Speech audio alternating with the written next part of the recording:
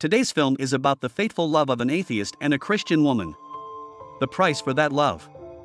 You'll hear my opinion at the end. And I'm waiting for your comments on whether or not the main character did the right thing. This day is definitely not going well for police officer Hollis Luchetti. First, he learns from his attending physician that he has always been infertile.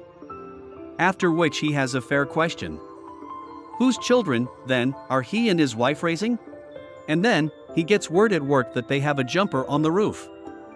And Hollis, as the best police negotiator, is assigned to talk to the jumper to dissuade the man from committing suicide. The guy who climbed the ledge is named Gavin. They have a long conversation. In the conversation we learn a little bit about Hollis. He has been married for a long time, is raising 2 children, and believes in God. While Gavin himself is an atheist and lives with a guy of non-traditional orientation whom he has given shelter to by coincidence. Gavin asks the police officer to do one favor for him. But Hollis refuses and suggests that the man finish his business himself if he has any left. It turns out that Gavin didn't climb up on the roof of his own free will. He is forced to stand there until noon and then jump off. The guy begins to tell the story of how he got into this situation. Not long ago, Gavin met a new neighbor, Shayna. She, by a surprising coincidence, came to work at the hotel where Gavin is the assistant manager. Shayna tells us that she and her husband have just moved into a new apartment next door and now she needs all the work she can get. After a short conversation, Gavin gets Shayna a job as a maid in a hotel. And when he returns home from work, he tells his friend who is temporarily staying with Gavin about the situation. He hints that it is hardly a coincidence and that every such situation has a hidden meaning. Gavin says that Shayna is married and even though he thinks the girl is pretty, this is out of the question. Shayna, along with her husband Joe, offered to have dinner together on Wednesday night with the new neighbors. To which Gavin happily agrees. There will be a lot of spoilers next. If you want to see the movie in its entirety, follow the link from the description. However, the introductions are not exactly rosy. First Joe offers them wine, then he tells them that he and Shayna don't drink, and then they start praying before dinner, thinking that God finds it disgusting that 2 guys are living together. As a result, Gavin leaves and is extremely unhappy with the encounter. He and his friend discuss what happened in their apartment. At work, Gavin takes Shayna out to lunch. There she talks about her father, who beat her along with her mother. After the lunch and outing together, Gavin concludes that Shayna lives with her husband as a sign of gratitude and decides to free her from what he thinks is such a ghoul. Meanwhile, Hollis recalls how he returned home after learning that he was infertile. He gave his wife a scandal in an attempt to get an answer to the question. Whose children are these? Joe meets Gavin before work. He apologizes for the other night and dinner. He thought Gavin was homosexual and says that if his friend doesn't come to his senses, he's going to hell. Gavin claims there is no God, just like there is no heaven and hell. Joe offers to meet again. Perhaps Joe can change Gavin's mind about his faith. On the way to work, Gavin tells Shayna that he was previously married. But it seems to him that he and Shayna have different problems. The reason is that he believes that being grateful for the other person's kindness does not necessarily mean love. Shayna learns that Gavin divorced his wife 2 years ago. She guffaws that he hasn't agonized over it for long. To this, Gavin replies that if she has sex with him as a charitable purpose, he will feel much better. He tells her that she is very attractive. I hope you understand his trick now, don't you? If you hear such a thing from a man you don't know, you won't soon forget. If she has even the slightest interest left, at the first offense against her husband, thoughts will flicker in her mind. Soon these thoughts will outgrow the fantasy. Why not? They are fantasies. She thinks, can I fantasize a little? If it makes me feel good. And then, what's the big deal? Can I have fun? And she gets it. That's the death of fantasy. She feels relieved and thinks it won't happen again. Only the problem is that a bond has now formed between them. She remembers everything in detail from her fantasies. That's what he accomplished with one bold phrase. Now he adds something else. He apologizes for his insolence and rudeness. And again, she's dumped. It's a very painful topic for her. How is that? I haven't even slept with him in real life yet? And he's already blowing me off. Joe asks Gavin, "What did God do to make you so angry? Look at the world he created, how beautiful it is. War, disease, genocide, earthquakes, and tsunamis?" Gavin answers. He believes that all fanatics are absolutely convinced that they know exactly who God is, and how exactly he should be worshipped, and without the slightest proof that he even exists. Hence all the religious wars. Without proof, the only way to win an argument is to destroy everyone. Gavin has facts and Joni has faith. The argument leads to another fight between them.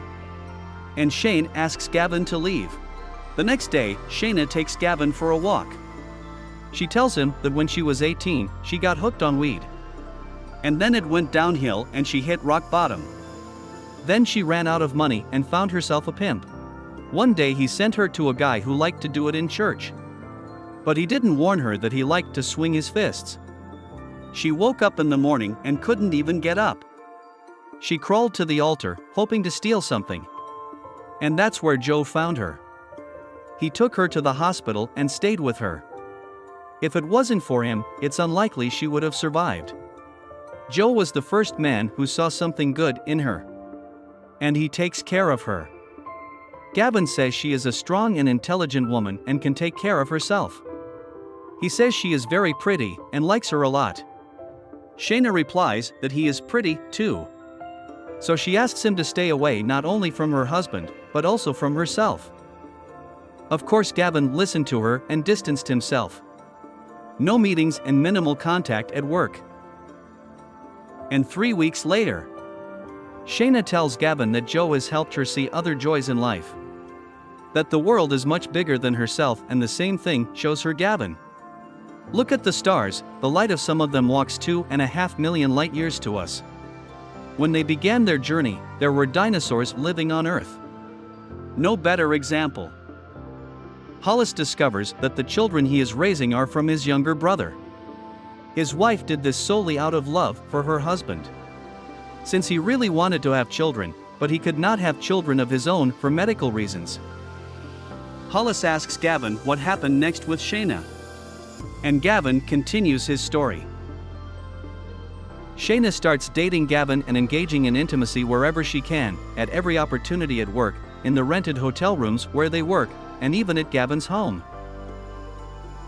However, the feast of intimacy does not last long. Joe learns of his wife's infidelity. He overcomes his desire to break in. And then makes an attempt to keep Shayna.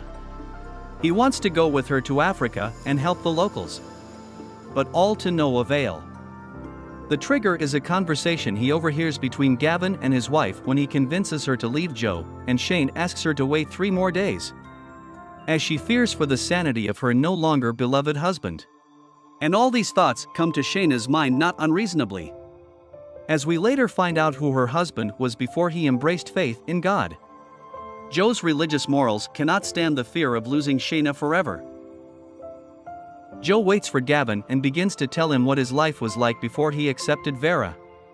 Before Shayna, he was already married, 2 beautiful children, a good home, a great job.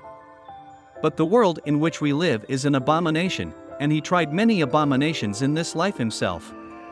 He cheated on his wife, often used the services of girls of easy virtue, drank, smoked. As a result, Joe lost everything.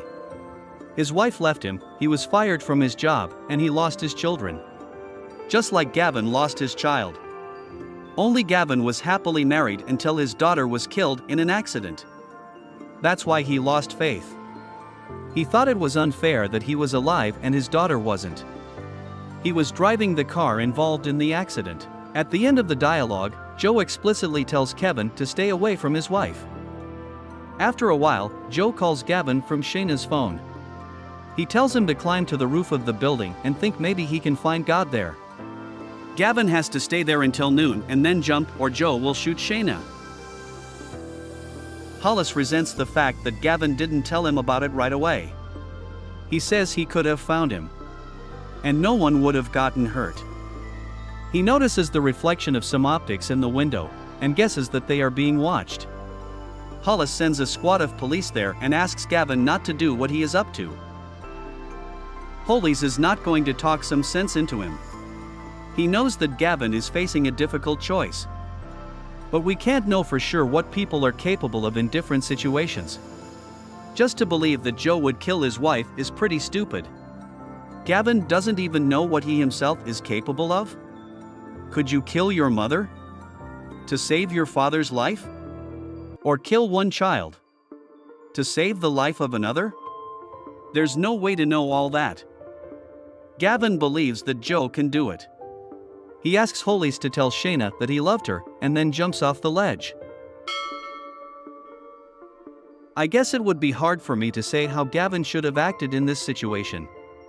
Gavin had a child killed before, as he believes, because of his poor decision-making. Gavin was led to the roof by the violation of the well-known commandment, "Do not love your neighbor's wife." Joe, claiming to be a zealous guardian of Christian laws and love for God, also does not do a very good deed. When, at a crucial moment in his life, he forgets the words of the Apostle John and pushes Gavin to his death, unable to endure adultery. And at the end of the movie, Hollis returns to wife. And before dinner, he says that we will not pray tonight. He accepted his wife's act, done in the name of love, but lost faith in God.